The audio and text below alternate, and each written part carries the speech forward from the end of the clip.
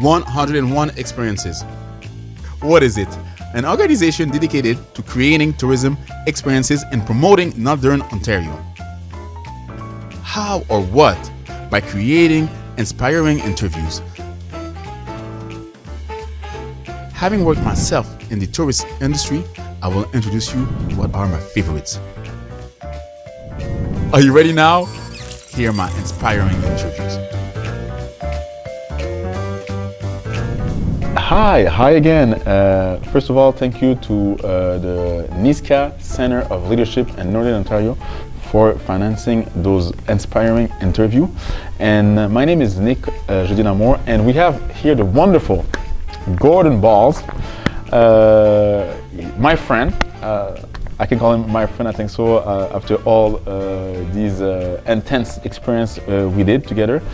So today we will talk about our curling experience and how retiring people can also have their place in creating some crazy experience or help as well to manage it or to host it.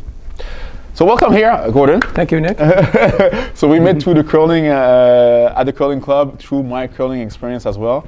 And I want to make it clear, first of all, the first thing first, before doing curling, I was a Black, Jewish, Francophone, and after I met these people there, which they welcomed me as a son. They welcomed me, they helped me to how to manage it, how to host a crazy experience. Without them, I wouldn't have that much of a success. And they helped me to host it when I have a bigger group and to host it when I wasn't able to manage my schedule as well. So, and even I always said I have 18 points of teaching. And each point of teaching are a point from these people. So I have a point from Maureen, I have a point from Gordon, I have a point from Dave, the first one who taught me curling. I have one from Anne, from Debbie, and etc. But first of all, thank you very much for welcoming me as a son. You see, some people, when we have prejudice, sometimes we have prejudice, we have bias. And I think so it could be a barrier for us sometimes. We are our own barrier. And sometimes we need to trust people around us. We put too much labels. I was putting too much labels, and they taught me I was totally wrong, and I'm glad for that. Thank you again. Okay. Well, I could say that the experience has been the same for us. You're a unique person, Nick, obviously, and we enjoy your presence there. Thank you very much. Now I'm a citizen of the world because of you, and because too as well of Airbnb. I've met so many people through this curling experience as well. I want to thank them, but I want to thank you first, and that's for sure. And I'm a human being now. I'm a proud human being. I'm a proud human being curler. So what we're going to do first, we will talk about your bio. So if you can tell me what education you did and where did you work before hosting curling? Okay. Well, I went to school here in Montreal, and my university career actually covered a couple of universities. I'm trying to finish a degree, which I never did, but I did collect 2 certificates at McGill, one in management and the other one in accounting. And I used that learned experience on the job to help me on the job, because I worked in purchasing and purchasing management all my working career. So I worked in manufacturing, which meant, getting everything required to make the product and all the services and transport and whatnot, everything that it took into keep a factory running. So that's, it's a very fast moving, lots of computerization and telephone work. So I worked until I was 62 years old, at which point I retired. Congratulations! And did you see a lot of evolving in your industry that you were working at? And how did you manage with yeah, well, I mean, it's always funny to compare old-time purchasers where there was a system originally where everything was done on paper. Cardex systems where you wrote what you purchased and what you received, and you tried to keep control of this. That's the way people started off. But eventually computers came in, and we learned all these new software for managing inventories and purchasing management, and introduced all that. So some people held on to old systems long. I was an early adapter. Oh, that's good. And I'd like to push the computerization as much as possible. And do you still keep this enthusiast, like this computering enthusiast? Well, I do actually, because technology evolves, and especially we all live by our iPads these days. Information on the internet. We spend so much time online. That's right. That's right. And whether it be for entertainment or for information and communications, so you have to keep it. And I noticed one of your software things, which I like that. Running notes. It's like full schedule. I have to check that out. So. It's really useful the way I can write, and I can find all my writing, all my stuff, and one thing. That's why I love it. It's a really useful. It's a useful thing. Good. Now, well, you told me that you studied at McGill. You did two certificates after you work in manufacturing sector. When did you plan of retiring? Did you plan to retiring the same year? You said this year I will retire at 62, or it was a work in progress, or you felt it? I felt the time was right. I felt that for me it was right, physically, mentally, and I said, okay, I've worked so many years. I didn't work that hard to not have anything at the end to be able to retire. I did manage that. I always go on my father's basis, who worked for the federal government, retired at 56. 56. But actually, there was a lot of peer pressure. A lot of my friends, cousins were retiring at that age too. So maybe that's what made me decide enough was enough. And I was ready to try something else, really. Oh. Yeah. And were you scared before the retiring? Prior to retirement, I was just so busy prior to retiring that I didn't have much thought about that. Okay. Up to the very end, when you decide to retire, at least in my work, that it kept me very, very busy up to the very end. And then retirement came, boom, here's the day. Everybody's saying goodbye to you. Big party, lots of fun. Oh, that's good. And you're on your way out. And gifts? Gifts too. People were so generous. Oh, yeah, really? Really touched. Really touched. But you're a generous person too, as well. Well, anyhow, people that work for the same company tell me, you left at the best time possible. Things have changed. No regrets? No regrets. Of course. And how did you start doing the curling? Well, actually, curling, I had no idea about curling. I'd never done it when I was in high school or anything like that. And really, it was just by happenstance that I walked by the local club where we all play, and went in one night, and I saw my friend on the ice. I was watching this game go on, and I was looking for something, a team sport, social event, not hard like hockey or this type of thing, and curling seemed to fit the bill, and that's where I jumped in. I got to say, I do enjoy it. I enjoy the camaraderie Sure. and everything that goes along with it. And what when I first started to host some of my curling experiences, what I wanted to do, one of my first goal or objective, it was to create a bridge between my generation and the retiring people, which they will be able to retire. And I found that it was a wonderful experience to meet all those people. They give me insight, they give me all their experiences, and I have no regret about it. Now my next question will be, what did you learn from the younger generation?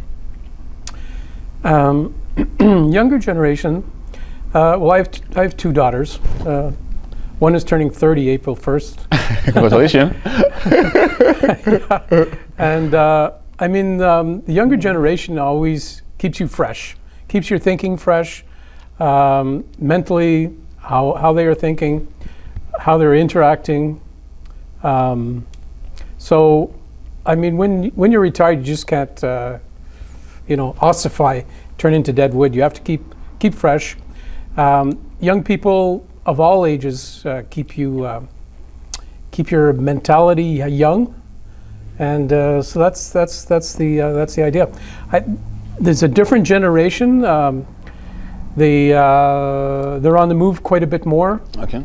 They're trying to experience quite a bit more. Obviously, they're looking for travel experiences or unique experiences, and Yeah, that's right, totally. so listening to them and how they go about their lives is really it's an eye opener all the time. And how does, because I've seen you quite a bit, and I was really happy from that. How I would say that, I want to know, how was it working with me as well? Because we worked a little bit together. How was it working with me? Was it too fast, too loud, learning so much? Well, I do admire the way, Nick, that you handle a group, that you bring a whole group in and get everybody involved in the experience, get them pumped up to the idea. Curling people, I mean, the older groups are, they have a different approach. They're more serious about the game on the ice and the etiquette and all that. So your approach is quite different. It's fresh, but I mean, myself personally, when I'm thinking, I always like to meet the people that you bring into the club from all over the U.S. You have groups come from every corner. Mainly younger ages. Yeah.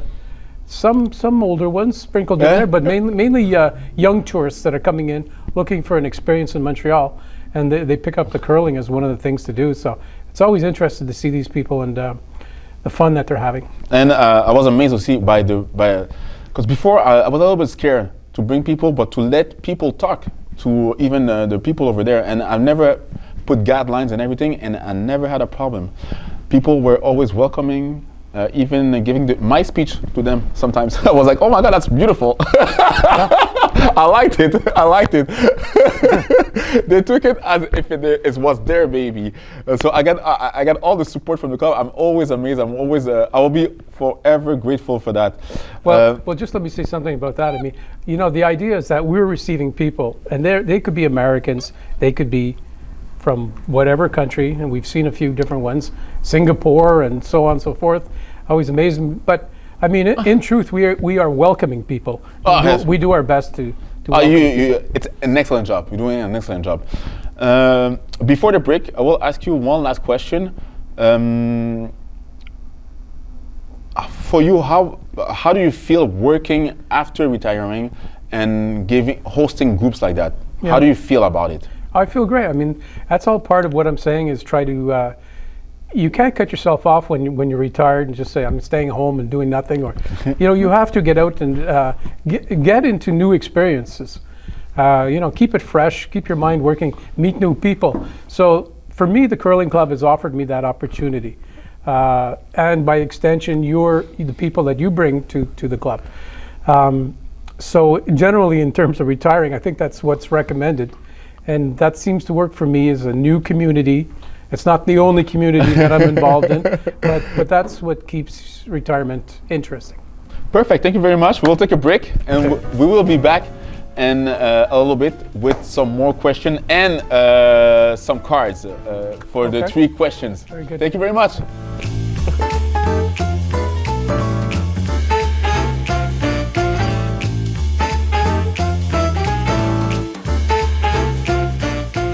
Thank you very much. Welcome back again.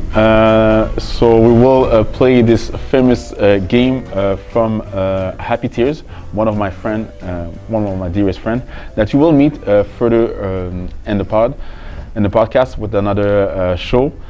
And I will ask him 3 questions. So we have 3 colors. We have the red, the yellow, and teal. So the red are a little bit more deeper questions. Yellow, not too serious, and teal, funny. But before getting to the cards, what we'll do, I will ask you 2 or 3 more questions about the experience.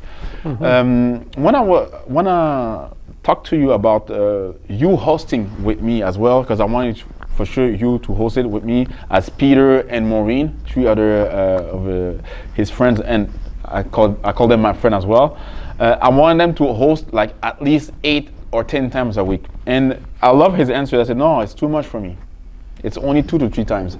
And that moment, I've seen that it was my duty to adapt my business to those people.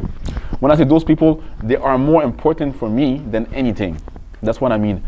It's a duty for everyone, I think so, to include all types of people, all kinds of profiles.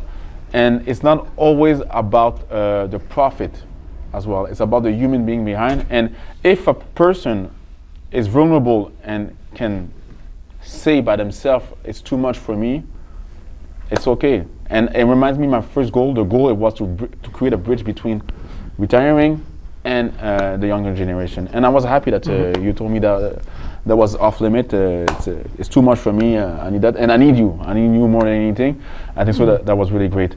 What would be the tip for you to for maybe an advice, a piece of advice to someone who's retiring and who wants to keep on going, like have a side job or working some hours too as well? What would be the tip?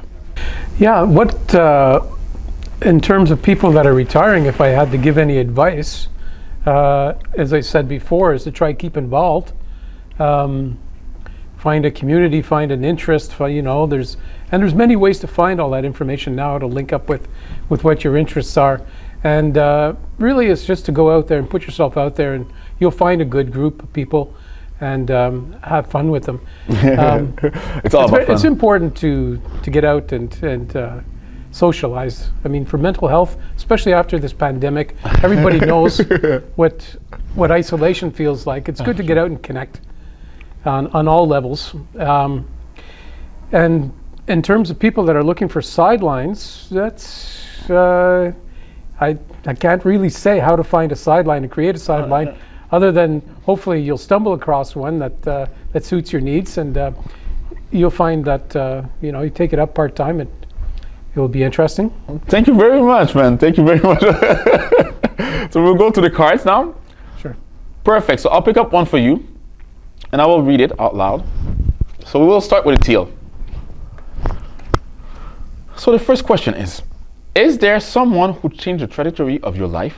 What did they say? What did they do? You put me on pause there. Somebody that changed the trajectory of my life. Nice question. There are many people have had an influence on me, the person that I became, that I'm still becoming. That definitely I would, my wife has been a big influence on my life. Oh, that's beautiful. I mean, that's beautiful. It's calmed me down, straightened me out at 30 years old. So, there's been a lot of good people in my life, including teachers that have had an influence on me. My father, among others, that very, very influential, my parents. But anyhow, for all those people that have been a great influence on my life. Thank you very much. We'll go now on the yellow. My mom too is a big influence on my life too. My mom and my father are big influence, and my brother too as well. Now, when was the last time you laughed so hard that you nearly or actually fell to the floor?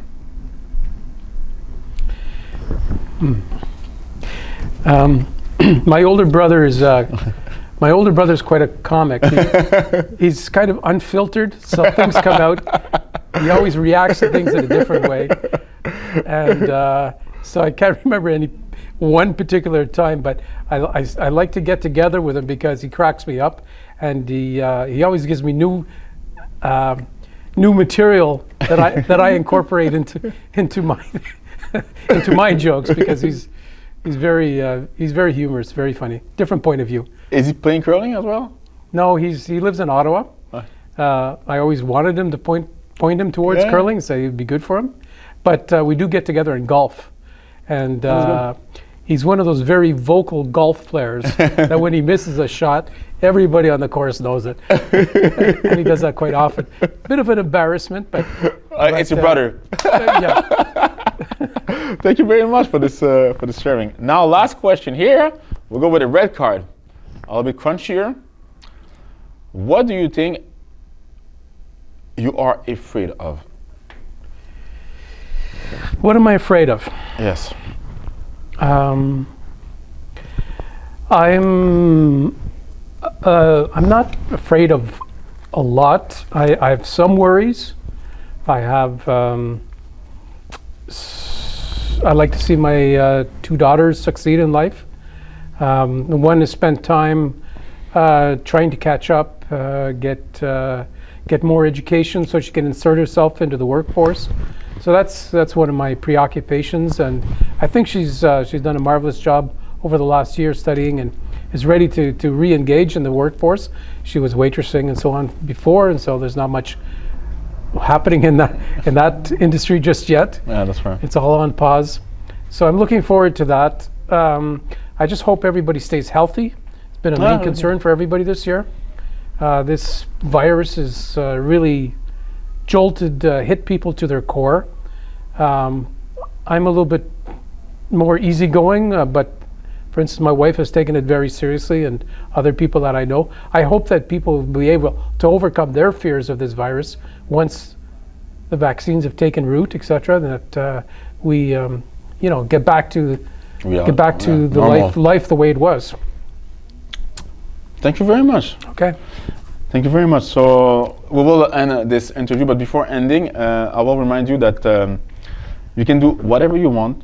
It doesn't matter the age, the sex, female, male, the skin color, the religion, and anything. You can achieve anything that you want, and you only need to trust yourself and trust the others. I think so is the best thing, and believe, and something wonderful will happen if you believe in other people and if you believe in yourself. So thank you very much. Okay, you're welcome. I want to thank Gordon Balls, as well as Willie from the Smart Lab, and Niska Leadership Center. So thank you very much for everything and all.